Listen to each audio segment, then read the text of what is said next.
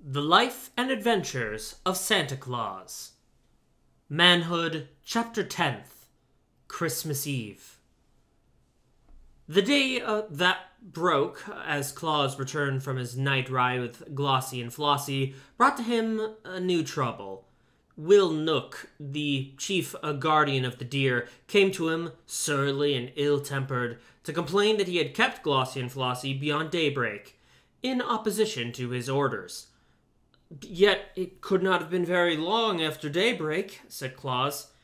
"It was 1 minute after," answered Will Knook, "and that is as bad as 1 hour. I shall set the stinging gnats on Glossie and Flossie, and they will thus suffer terribly for their disobedience." "Don't do that," begged Claus. It was my fault." But Will Knook would listen to no excuses, and went away grumbling and growling in his ill-natured way.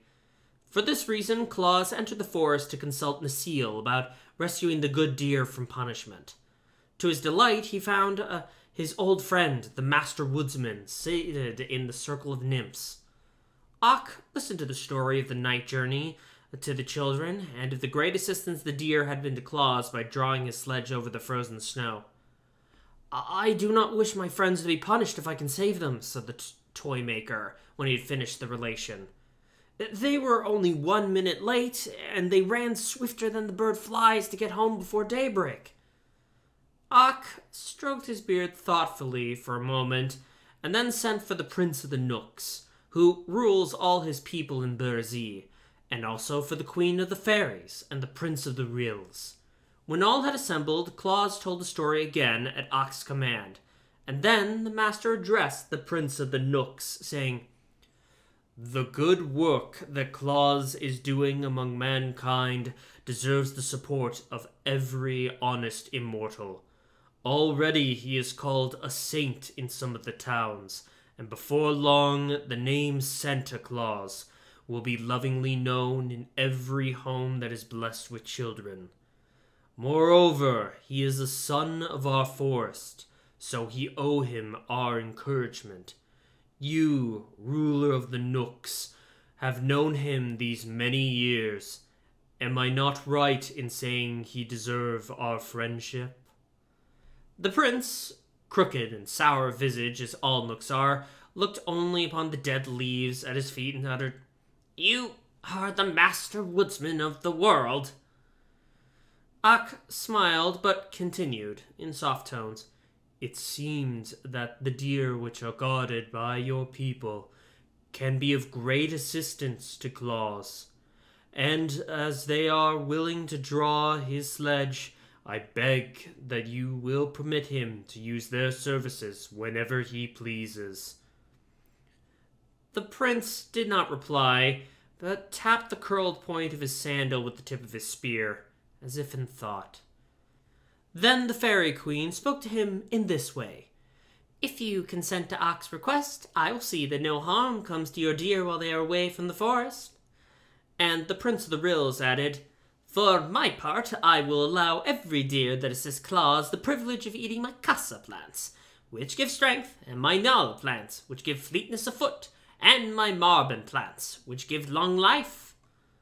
And the Queen of the Nymphs said, "The deer which draw the sledge of Claus will be permitted to bathe in the forest pools of Nares, which will give them sleek coats and wonderful beauty." The Prince of the Knooks, hearing these promises, shifted uneasily on his seat, for in his heart he hated to refuse a request of his fellow immortals, although they were asking an unusual favor at his hands, and the Knooks are unaccustomed to granting favors of any kind. Finally, he turned to his servants and said, "Call Will Knook."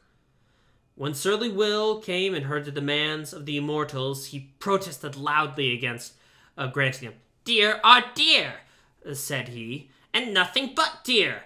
Were they horses, it would be right to harness them like horses. But no one harnesses deer because they are free, wild creatures owing no service to any sort to mankind. It would degrade my deer to labor for Claus, who is only a man despite of his friendship lavished on him by the immortals." "You have heard," said the prince to Ak. "There is truth in what Will says." "Call Glossy and Flossie," returned the master. The deer were brought to the conference, and Ak asked if they objected to drawing the sledge for Claus. "No, indeed," replied Glossy. "We enjoyed the trip very much." "And we tried to get home by daybreak," added Flossie, "but were unfortunately a minute too late."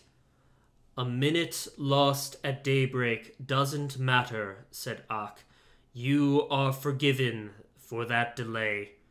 "Provided it does not happen again," said the Prince of the Knooks sternly. "And will you permit them to make another journey with me?" asked Claus eagerly. The prince reflected as he gazed at Will, who was scowling, and at the Master Woodsman, who was smiling. Then he stood up and addressed the company as follows. "Since you all urge me to grant the favor, I will permit the deer to go with Claus once every year. On Christmas Eve, provided they always return to the forest by daybreak. He may select any number he pleases, up to 10, to draw his sledge, and those shall be known among us as reindeer, to distinguish them from the others. They shall bathe in the wool of Nares, eat the kassa and grawl and marbon plants, and shall be under the especial protection of the Fairy Queen. Now cease scowling, Will Nook, for my words shall be obeyed." He hobbled quickly away through the trees to avoid the thanks of Claus and the approval of the other immortals, and Will, looking cross as ever, followed him. But Ak was satisfied, knowing that he could rely on the promise of the prince, however grudgingly given, and Glossy and Flossie ran home, kicking up their heels delightedly at every step. "When is Christmas Eve?" Claus asked the master. "In about 10 days, he replied. "Then I cannot use the deer this year," said Claus, thoughtfully, "for I shall not have time enough to make my sack full of toys." "The shrewd prince foresaw that," responded Ak, "and therefore named Christmas Eve as the day you might use the deer, knowing it would cause you to lose an entire year." "If only I had the toys the Aguas stole from me," said Claus sadly. "I could easily fill my sack for the children." "Where are they?" asked the master. "I do not know," replied Claus, "but the wicked Aguas probably hid them in the mountains." Ak turned to the Fairy Queen. "Can you find them?" he asked. "I will try," she replied brightly. Then Claus went back to the Laughing Valley to work as hard as he could, and a band of fairies immediately flew to the mountain that had been haunted by the Aguas and began a search for the stolen toys. The fairies, as we well know, possess wonderful powers, but the cunning Aguas had hidden the toys in a deep cave and covered the opening with rocks, so no one could look in. Therefore, all search for the missing playthings proved in vain for several days, and Claus, who sat at home waiting for news from the fairies, almost despaired of getting the toys before Christmas Eve. He worked hard every moment, but it took considerable time to carve out and shape each toy and to paint it properly, so that on the morning before Christmas Eve, only half of one small shelf above the window was filled with playthings ready for the children. But on this morning, the fairies who were searching in the mountains had a new thought. They joined hands and moved in a straight line through the rocks that formed the mountain, beginning at the topmost peak and working downwards, so no spot could be missed by their bright eyes. And at last, they discovered the cave where the toys had been heaped up by the wicked Aguas. It did not take them long to burst open the mouth of the cave, and then each one seized as many toys as he could carry, and they all flew to Claus and laid a treasure before him. The good man was rejoiced to receive, just in the nick of time, such a store of playthings with which to load his sledge, and he sent word to Glossy and Flossie to be ready for the journey at nightfall. With all his other labors, he had managed to find time, since the last trip, to prepare the harness and to strengthen his sledge, so that when the deer came to him at twilight, he had no difficulty in harnessing them. "We must go in another direction tonight," he told them. where we shall find children I have never yet visited. And we must travel fast and work quickly, for my sack is full of toys and just running over the brim." So, just as the moon arose, they dashed out of the Laughing Valley, and across the plain and over the hills to the south. The air was sharp and frosty, and the starlight touched the snowflakes and made them glitter like countless diamonds. The reindeer leaped onwards with strong, steady bounds, and Claus's heart was so light and merry that he sang and laughed while the wind whistled past his ears. "With the ho-ho-ho and a ha-ha-ha and ho-ho-hee-ha-ha! Now away we go over the frozen snow, as merry as we can be." Jack Frost heard him and came bracing up with his nippers, but when he saw it was Claus, he laughed and turned away again.